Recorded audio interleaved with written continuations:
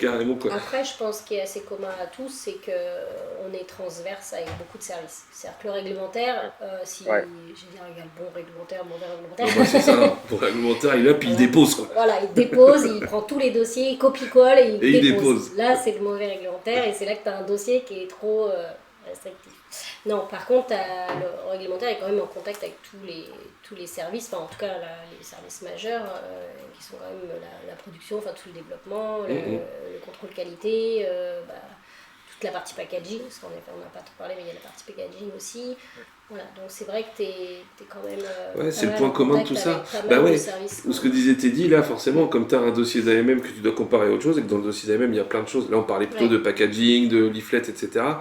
Mais tu te dois d'aller Ah ouais, toute forcément la un peu partie comprendre Calivalide, tout on ça. travaille tout le temps avec Qualif valide sur un dossier d'AMM de prod, si tu sais pas du tout ce que c'est qu'une c'est qualif notre valide ou qu'est-ce service qu'on met dans une majeur validation. dans les dépôts, ouais. Donc tu dois être en même temps curieux pour aller comprendre un peu ce qui se passe. C'est ça. Tu seras jamais l'expert Non, absolu tu peux de la validation analytique ou je sais pas quoi. Ouais. Mais il faut quand même toucher un peu à tout, donc faut être curieux un C'est peu. ça, il faut quand même un peu connaître le métier des différents services avec qui tu vas travailler, qui vont construire le dossier finalement en partie avec toi, et qui, donc du coup, quand tu as des questions des autorités ou des questions des clients ou des questions peu importe, tu puisses vite aller t'orienter vers les spécialistes. Mais il faut avoir cette vision d'ensemble de ton process ou ta vision d'ensemble de tous ces services et avec qui tu as des interactions. Et Et, nos cutons. Ouais, vas-y, Fred. T'es dit, pardon. et je voulais dire, je pense que c'est particulièrement vrai quand on est enfin, dans les affaires réglementaires, pardon, en site de prod. Je pense que là, il faut vraiment connaître davantage, hein. Mm. Plus que quelqu'un qui contrôle en labeling, ou en contrôle pub, comme je disais. C'est d'autant Mhm. plus important. Moi, je serais intéressé un jour d'avoir un évaluateur de la NSM qui vienne nous expliquer comment il fait, quoi. Pourquoi des fois il prête 3 mois, pourquoi il fait. Ouais. C'est cool ça. Des fois, c'est juste parce qu'il a pris des vacances, hein. Faut pas chercher plus loin. Ah, mais c'est ça. Alors, mais nos cutons, il nous dit. Dans mon. Le stage de Teddy. Putain, carrément quoi. Teddy, Putain. demande à ce qu'ils viennent. T'es dit, on verra plus tard, tu nous diras un nom, on le contactera sur LinkedIn pour qu'il vienne nous faire un live. Ça marche. Et non, il y a nos cutons qui nous dit, dans mon souvenir, ils n'ont pas plus de congés que dans certains labos en tout cas. Ça peut être vrai. Ouais, Il y a des labos pharma où il y a encore pas mal de congés. Hein. On exactement. peut pas dire qu'on est les plus mal lotis. Hein. Il y a de tout en fait, c'est pareil. Hein. Il y a de tout, il faut tout pour en faire un monde, comme disait Arnold et Willy, quoi. C'est ça. Très important, quoi. Carrément, quoi. Euh, Carrément, le gars du labo qui nous dit quand ton directeur qualité est jamais à son bureau pour signer une procédure, par exemple. Je ne sais pas quel est le rapport, mais oui, ça peut exister. Il faut lui mettre des réunions pour signer, c'est Faut tout. mettre des réunions, voilà, c'est ça, donc ça prend du temps, etc. C'est ce que je faisais. De la paperasse et compagnie, quoi. Carrément. Eh ben super. Quelle heure il est avec tout ça? 21h37. Qu'est-ce qu'on fait? Est-ce que vous avez des petites questions dans le chat? Soit pour Marina, soit pour Teddy. Encore une fois, on a effleuré tout ça. Hein. On rentrera peut-être dans certains détails dans un live futur. On refera du réglementaire. Mais il y a tellement de domaines qu'on n'a encore pas complètement... on n'a même pas abordé le QC, on disait. Ça fait 3 mois qu'on fait des lives, toutes les semaines. C'est vrai. On n'a encore jamais parlé de labo de contrôle. Alors qu'en pharma, quand même, du labo de contrôle, c'est une grosse partie, c'est un sujet, Ouais. quoi.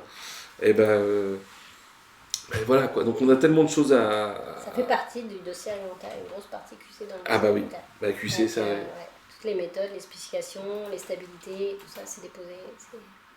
Ça, c'est encore méga normé, la façon dont on fait les validations, tout ça, pour le...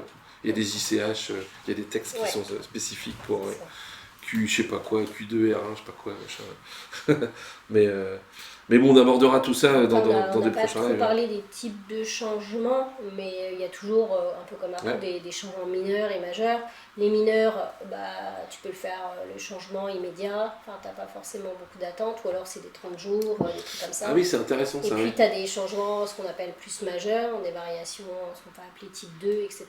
Où là, si tu changes en effet des choses dans ton process, si tu changes ta taille de l'eau de manière très conséquente, etc., tu peux avoir du coup là des variations type 2 qui peuvent être plus longues. Et il y a les fameux, merde, je cherche comment ça s'appelle, les do and tell. Oui, Il y a- c'est ça, c'est les c'est petites les où mineurs, en tu fait, le c'est- dis, mais tu le c'est mets c'est- sans avoir l'accord encore. C'est ça, Tu y vas, quoi. c'est les variations de type 1A, on va dire. Où c'est vraiment mineur, ça peut être de l'administratif, ça peut être. Il y a des choses vraiment. Mhm. ouais. En gros, ils te laissent faire la modification, Ouais. tu te dois de prévenir l'agence C'est parce ça, que on les prévient ils veulent et être au on continue, courant, quoi. mais c'est pas pour ça C'est que ça. tu attends le retour de l'agence avant de Ouais. mettre en place. Après, tu peux avoir aussi juste on change le nom du fabricant. en mineur. Parce que, imaginons, comme tu dis, on n'a rien changé. Ah oui. On fait vraiment le transfert de A à Z de la même manière. Tu changes juste le fabricant, tu peux être en mineur. Tu n'es pas obligé de faire une variation forcément type 2. Mais il faut vraiment que tout soit pareil. Il faut que ce soit, oui, c'est ça, copier-coller là, pour le coup. Mais voilà, ça peut être possible. Juste changement du fabricant, ça peut être possible en mineur. Carrément. Voilà. Donc après, il y a tous ces types-là qui du coup... et puis en effet, après tu as les retours, ce qu'on appelle les deficiency letters, c'est les lettres qu'on reçoit des autorités quand ils veulent des informations complémentaires, qu'ils n'acceptent pas toujours, et donc là tu as un délai très court pour répondre, là c'est assez... Ah oui, ça c'est quand tu as eu une modif assez majeure, mais qui a occasionné pas mal de questions. Ouais, ou même un dépôt initial, hein. Un dépôt initial, avant d'accepter, ils demandent plus d'informations. Et alors là, c'est spécifique de certaines autorités qui vont être plus exigeantes que d'autres. Il y en a qui vont demander des données brutes, des choses pour compléter. Ah ouais, là, il y a des lubies, tu auras des exemples, pareil, on est vers la fin, on est sur les anecdotes, mais des lubies, j'ai n'importe quoi. La Corée est chiante, c'est vrai. C'est horrible. Qu'est-ce qu'ils veulent de... Ils peuvent aller jusqu'à la donnée brute du dossier analytique, voilà, que tu as... Enfin, ils peuvent aller... ça rentre dans le détail ça peut être dans le détail de tout et n'importe quoi. Ouais, qu'est-ce qu'il y a comme truc qui est rigolo? Tes résultats, je dis bruts que tu sors du labo. Ah oui, tiens, j'ai un exemple. Je sais pas si c'est un peu de réglementaire, mais par exemple, je sais que l'Anvisa, les autorités brésiliennes, ils ont une grosse sensibilité au fait de fabriquer des produits vétérinaires et médicaments à usage humain sur la même ligne ou dans les mêmes locaux. Ouais. Alors qu'on peut avoir plein de rationnels en expliquant que des fois c'est les mêmes produits, on a des validations de nettoyage, on a tout ce qui fait qu'on peut passer de l'un à l'autre, mais juste le fait que ce soit pour un vétérinaire, enfin un médicament vétérinaire ou un médicament humain qui s'enchaîne sur la même ligne sur une campagne de production, ils vont... alors je sais pas s'ils l'interdisent complètement, mais il y a un moment donné c'était le cas. C'est en gros, essayez même pas de faire pour le Brésil un médicament vétérinaire et humain. Ouais, on n'a pas retenté non plus. Mais c'est vrai qu'il y a des, il y a des sortes de lubies comme ça. La partie conditionnement parce que c'est plus simple, mais la fabrication... Pour la fabrication, ouais. En fait, chaque autorité va avoir sa lubie. 200 abos sur YouTube. Oh là là. Alors que Ludo, qui est notre on n'a même pas dit que tu étais là, Ludo. Bon, les gens le savent maintenant, mais si, ils m'ont vu à la pause. Ils t'ont vu à la pause, mais même au début, je t'ai pas présenté, je manque à tous mes devoirs. C'est pas grave. Putain, ça fait plaisir. Non, mais du coup, Ludo vient de me susurrer à l'oreille que nous avons en live 200 abonnés sur YouTube. Donc on a 300 followers sur la chaîne Twitch et 200 abonnés sur YouTube. Et ben je tiens à dire merci beaucoup à tout le monde. Et ça fait énormément plaisir. Voilà quoi. Et mais le quad qui nous dit oh mon dieu la Corée, je m'en souviens trop. Oui, ça a traumatisé tout le monde. C'est pas fini, hein. La personne qui a remplacé Mélanie, elle est encore traumatisée. Ah ouais. On te racontera à la fin de l'histoire, mais le quad. C'est pas fini. Et c'est pas fini. Et c'est pas fini. Non mais voilà, c'est marrant comme ça paraît. Voilà, chacun un petit peu ses... En fonction des autorités, les autorités du Japon aussi, c'est particulier. Le Japon, ils sont très exigeants aussi. Hein. Alors ouais, après, en gros, il y a quand même... Ok, on parle de la Corée, mais il y a quand même les grandes autorités reconnues. Il y a l'Europe, il y a la FDA avec les US. FDA peuvent être un peu plus exigeants sur certains documents, ils vont exiger, alors que l'Europe ne va pas forcément exiger. Par exemple, un dossier de l'eau, on ne le soumet pas forcément pour l'Europe. On va soumettre pour les US. Ou pour le Canada, je crois aussi. Le Canada, ils veulent que tu leur déposes les dossiers de l'eau, par exemple. Ils ont chacun leur petit truc. Comme les US, il faut un mix un peu le Canada. Le Japon, après, c'est encore un autre délire, c'est parce que c'est carrément une histoire culturelle aussi, où fabriquer un médicament, un médicament, quoi que ce soit, ça peut être un produit qui va être à destination du Japon.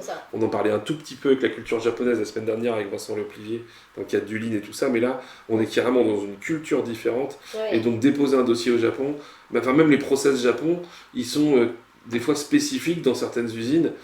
Voilà, il y a le process pour la France, l'Europe, le monde, tout sauf le Japon. Il y a des unités spécifiques pour le Japon. Il y a des clients qui font des unités spécifiques pour le Japon. Carrément, pour tout différencier du reste. Et comme ça, ils n'ont plus de problématiques autres.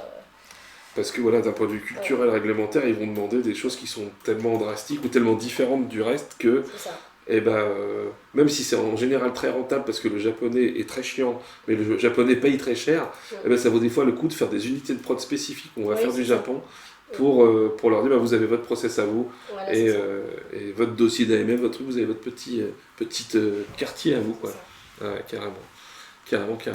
Puis t'as moins d'analyse de risque à faire aussi. Ouais aussi, c'est ça, carrément quoi. Bon super. Jeunes gens, est-ce qu'on a tout dit? Non, évidemment, on n'a pas tout dit, on Non, n'aura on a jamais tout tout dit. dit. Je Et sais pas est-ce que si vous vous avez avez des des questions. questions? Est-ce que c'était intéressant? Oui, oui. Et on reviendra sur le. On ne sait pas s'ils ont trouvé ça intéressant, mais nous, Mais si, sinon les gens s'en vont, sinon les gens te jettent des choses à la figure, évidemment. Puis c'est tellement bienveillant chez nous que de toute façon, même s'ils le pensaient, ils ne le diraient pas. Non, mais c'était très cool en tout cas. Encore une fois, voilà, on essaie d'expliquer tout ça, de vulgariser un peu pour que tout le monde soit un peu intéressé par ces sujets-là, même si les réglementaires, c'est pas le plus fun du fun, voilà. Mais c'est cool, c'est il y a cool. quelqu'un de la chimie là, c'est qui Kai Clo? Voilà. Oui, après, il y a des clients aussi. Bon, on va pas sortir tous les dossiers, mais Ouais. entre des autorités et des clients. Ouais. Quand vous avez un client, une entreprise qui est un petit peu pointue et qui veut déposer dans un pays avec une autorité, genre qui veut déposer au Japon, là, je pense qu'il faut s'accrocher. Faut essayer de dormir Ouais. la nuit. Là. Après, c'est compliqué, quoi. Bah, Le grand si Kevin le qui nous dit, client, tiens, la dernière, une question qui est intéressante peut-être. Ah. Quel conseil donneriez-vous à des étudiants qui voudraient aller en affaires réglementaires? Alors, déjà, il faut avoir une ouverture d'esprit, il faut vouloir apprendre plein de choses parce que forcément, on va apprendre plein de choses dans les différents domaines, que ce soit en production, contrôle qualité, etc. Donc, il faut quand même encaisser quand même pas mal d'informations. On ne demande pas en effet d'être spécialiste, mais on demande de comprendre vite. Ouais. Et beaucoup de choses dans tous Beaucoup les de domaines. quoi. choses Ouais. complètement différentes. Ouais. Donc il faut comprendre vite les choses parce que les gens ne vont pas forcément perdre non plus énormément de temps à tout réexpliquer. Mhm. Et puis il faut pouvoir du coup gérer beaucoup de choses en parallèle parce qu'on va avoir un gros portefeuille de produits parce que comme je disais on a déjà le portefeuille de produits donc imaginons pour un sous-traitant si on a déjà une soixantaine de produits ou quarantaine de produits c'est par marché, donc après tu multiplies au nombre de marchés, et là ça te donne la quantité de dossiers réglementaires. Donc tu imagines que ça peut être quand même assez conséquent. Et combien ça fait de pages un dossier? Tiens, on n'en a même pas du tout parlé, mais là, si on parle de volume, on est dans les chiffres et dans la Bah, décadence. je peux pas te dire parce que là nous on traite que le module 3. Oui, mais ton module Et- 3, qui est juste la partie prod, la 3.2P, la 3.2S, toute la partie. Voilà, franchement. Ça fait déjà des centaines de pages quand même. Ah ouais, facile, oui. Ouais, au moins une bonne centaine de pages. Oui, parce que si tu ajoutes dedans tous les documents que tu joins, tu Ouais. peux monter une petite Donc, thèse. quoi. fois Une petite- autant de produits, une petite fois thèse autant de clients. 300 pages. Ouais, carrément. Donc Ouais, c'est il y a- des milliers de pages au Il y a des global. dossiers qui peuvent être longs et des dossiers où ça peut être très court, très vite parce qu'en fait, nous, on va suivre que certaines parties du module 3, les dossiers peuvent être assez light, donc ça dépend, on peut passer d'un dossier qui peut être très, très conséquent, Ouais. plus d'une centaine de pages, à des fois, on va dire en moins de 50 pages, 30 pages, tu as déjà tous les infos qui t'intéressent, tu peux aller très vite.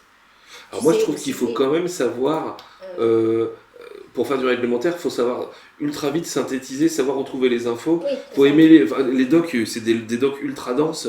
Si les gens sont pas à l'aise avec la documentation, Oui, être à son c'est bureau, être concentré sur un truc pour aller chercher ce qu'il faut, parce que on est quand même dans le monde du détail avec le réglementaire. Oui, sur pas mal de après, trucs, on a déjà des les chapitres gens qui aiment bien pas ça, faut pas y définis. aller.